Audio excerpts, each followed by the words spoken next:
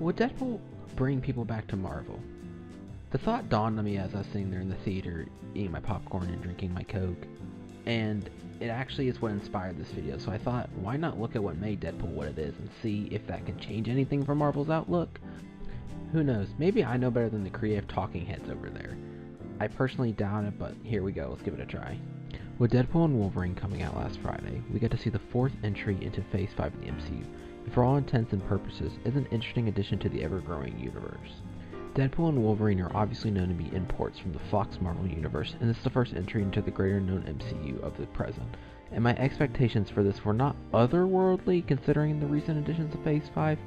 I will say that it was better than I expected, and I did enjoy some certain narrative changes, but it did still raise some questions for me, and I don't know how they're going to be answered. One of the first details that I noticed is, this was the first of the 3 films that to me avoided that hollow feeling, and what I mean by the hollow feeling is that the first 2 films' world felt too small and that they completely were orientated around Deadpool, or at least Deadpool's point of view, and no one else throughout the first 2 films truly held the same weight as him. While him being the main character is going to have him be the most important character, the issue is that really no one else outside of him truly mattered. Deadpool at his core is supposed to be that walking, talking Looney Tunes character, and up to this film we never really had another character who carried enough weight on screen to give the conditions for that Looney Tune effect to really shine. In Deadpool and Wolverine, we have the chosen one, Wolverine, to fill this role. The lengthy history of Jackman playing the character built enough emotional care from the audience that we didn't really need any time setting up the dynamic between the two. With them together, Deadpool can kind of be his annoying self and Wolverine can be hot-headed, all the while still serious enough to keep the plot moving forward. Now I will say that Wolverine's jokes still have a little too much of the Marvel formula with the quips, but I will say him being more somber and less smart artsy on the delivery gave some freshness to the jokes, but I think overall they kinda are a little stale. The difference in his character was quite refreshing, but in all honesty the somber moments for both characters just did not land for me throughout it. There really isn't anything in particular I found to be poorly done. We have Deadpool trying to find his purpose to give himself satisfaction and to give that purpose in his life to his woman, which is perfectly fine. It just didn't really stick throughout the film. We really only see this conflict in the very beginning of the first act and its conclusion in the back half of the last act. For Wolverine, his struggle with his past mistakes is fine, but the execution of his backstory was bleh at best. His moments of dealing with his failures was a good growth through the film, except the conclusion of the subplot was probably the worst moment by far. And yes, I am talking about the mine scene with Cassandra Nova. Okay, personally, I had no clue who she was before the movie. I didn't see any of the trailers, and since I'm not the most well read on a lot of the X-Men comics, I really didn't have a clue. So after my showing, I went and I read some of the storylines done to try and understand her and learn a little bit more about her. Now after reading, I actually do quite like her a lot, but I do got one major question. And that is, why is she the main antagonist here? Outside of her affiliation with the X-Men, I see no reason for her to be. In the comics, most of her motivations are either tied from the sense of rejection for her place with her brother, Charles Xavier, and even when it gets even a little more niche, it just didn't really match up with what they went for, which I am fine with changes that are made. The main issue with the fact that changes are made is that the writers clearly did not know how to handle her, and I just think it kind of let her flat. So when we go through the actual film, her motivations are kind of flimsy and kind of scattered. She rules over this Dragon Ball Z wasteland since she was cast off here as a child. So she rules with an iron fist by using her demigod psychic ability so she can maintain her rule.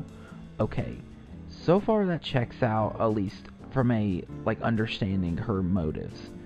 She's in direct conflict with the main duo since their escape would mean a direct war against her by the TVA. Once again, checks out, she is trying to maintain stability of her realm. But then we have the scene where she enters Logan's mind, and she tries to play motherly? Why? She point blank tries to kill him the first time they meet. Now, this is granted after he attacked, but she truly was not threatened by him, so why does she have such a change in stance? And also, why does she care to take him to her side now? The comment was made that either he is the first Wolverine that she's seen in a very long time, or potentially ever, and maybe there's a sense of intrigue since she is also cast out, and I guess she kind of is laughing at her own title as a failure by her own viewpoint. But outside of that, it kind of gave a sense of, is she playing with him? Which is also a very likely outcome, but all these questions and kind of confusions I had in this completely overshadow what's supposed to be Wolverine's big emotional climax, and with it just being drowned out, it just fails to make me care or to make it mean anything in the grand scope. Now, one thing that did not fail to land was the fist. Marvel, for some reason, has a severe allergy to trying to direct any of their films well at all. Past screenwriting, they do not seem to care about choreography or cinematography to help establish a theme or narrative. In Deadpool and Wolverine, we do not have one of these problems. Its fights are so much more fun and engaging with the movements and the angles they give. I saw a comment and someone talking about how the minivan fight was shot almost exactly like a sex scene in most films. And I just thought that was a really fun and interesting take. And I think it's just a prime example of how just slightly different angles can make these fights so much more interesting and have so much more depth than anything that we've been given in the last few movies. And also, weirdly enough, the two best fight scenes in my opinion both happen in vehicles, which is kinda odd in the grand scheme of things. Now, most of the time this movie is shot well enough, but there's just something during these fight scenes where they just kick it up a notch and just bring out a new element, and I just think it just overall makes the experience so much better, and it just adds a new flavor that we just have not gotten to this franchise in such a long time. The main draw to this film is probably the most make or break aspect. The humor, whilst the jokes I do feel have changed a bit from the first two films, moving away from the cornucopia of ball jokes and I had sex with your mom to telling everyone you have a girlfriend, she just goes to a different school when you're 30. It's moved from edgelord to the guy who thinks being awkward is funny. Now, I'm not saying the movie is not funny. I had multiple moments of chuckles and good laughs. It is not any more or less funny than the previous films. I will say its change of humor is refreshing when compared to the standard Marvel formula that we've gotten so used to, and just the change of humor is just such a nice change of pace. Also, side note, the music in this is incredible. The score is actually good. It's been a while since I've actually felt that way about a Marvel film, and the actual use of licensed music is so much more tasteful and not nearly as bright and flashy because we want your attention feeling, and felt more of actual investment into the experience and the overall quality of the narrative. At this movie's core, I view it as a carnival ride. A lot of pretty and non-stop fun, but no real substance, and I mean that in the best of ways. Most recent Marvel films have been boring, and I don't mean it as like in the way of, okay, a good guy fights a bad guy loses. It's the way we get there. It's been the same route for the last like 12 movies for the most part. And this movie really avoids that fate. The dialogue and action don't give much depth, but give so much in the way of entertainment. Everything about this is meant to feel like it's fun, so enjoy it, and I think that shows how this came to be.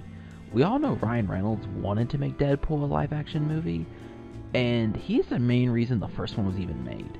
That sentiment still rings true even now. Reynolds and Jackman's performance made this movie because of the fun that it gave them to make this. Also, the CGI in this was far cleaner, and I truly wonder if that's because of the slowed pacing of Marvel projects, which gave the FFX artists more time to make a cleaner product. Deadpool was able to seem wacky and Looney Toony, and it was a lot of fun because of that. CGI just seems to work better with his costume design. Also, the costumes looked better, and I never really saw any major flaws in their design implementation of the suits throughout the fights or the movement. I know there was backlash over him having sleeves, and there was a lot of CGI happening, and that was slipping up throughout the film. But I definitely can tell the level of care for the source material and the effort put into it is most definitely higher than the past few movies. Speaking of care, this film is the most definite love letter to the early 2000s Fox era of Marvel, which I actually was appreciative of. Honestly, was slightly surprised at the level they celebrated these movies and characters, knowing how Marvel, specifically Disney, will leave off select films from Disney Plus to pretend it was never made. Which is ironic when the plot is taking the Fox universe and deleting it. The cameos from all the past films and characters we know is very Marvel-esque, but in this instance, it served actual narrative reason and was more tastefully implemented. Like, I didn't roll my eyes when Blade came on the screen. Everything felt organic. P.S. I really thought Channing Tatum actually did a pretty fun job as Gambit. A little corny, but it was quite obvious that that was the purpose of his acting, and it just gave a new element that hasn't been done before. Lastly, before getting to the big picture, I thought the pacing was a little all over the place, which is normal for most of these Marvel movies, and this one took no exception to that rule. The first act was a fine, slower but enjoyable pace, and the third act I thought pacing-wise was well executed, but the second just frolicked through, and it kind of lost its own sense of how long everything should be shown. I thought the scenes with the dog was a little unneeded and just stretched out a bit too far, and then I thought scenes with the actual group that we get to see in Gambit Blade, it just was not nearly long enough. Now, for the big question. Will Deadpool be the turning point for Marvel and save this franchise spanning over 2 decades? Probably not. While this movie is fresh and gives a new element to an ever-so-blanding franchise, I don't think it can truly be replicated. The tone and gore and difference in humor make it stand out, and I don't think any of the other Marvel films can utilize it.